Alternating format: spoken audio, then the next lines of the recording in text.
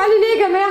يا سلام، في ايه عامله نفسك مش عارفه يا اختي؟ في ايه اللي حصل؟ في ايه يا ماما؟ ايه اللي حصل؟ يعني مش عارفه انك سرقتي الفلوس يا اميره؟ فلوس؟ سرقت فلوس؟ ايه اللي سرقتها؟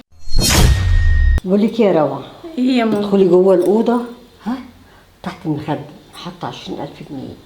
اه خديهم وديهم لخالك، كنا صرفينهم منه مش عارفه. اه. كتر خيره وصبر علينا كتير. حطهم جوه في الاوضه يعني؟ في اوضتي. تمام ماشي. ادخلي خديهم ووديهم. حاضر يا ماما، حاضر يا حبيبتي.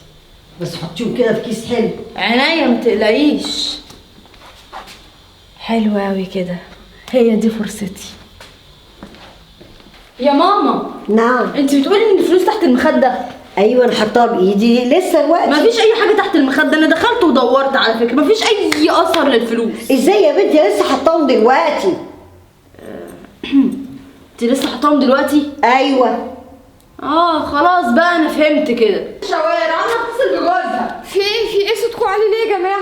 يا سلام، في ايه عامله نفسك مش عارفه يا اختي؟ في ايه اللي حصل؟ في ايه يا ماما؟ ايه اللي حصل؟ يعني مش عارفه انك سرقتي الفلوس يا اميره؟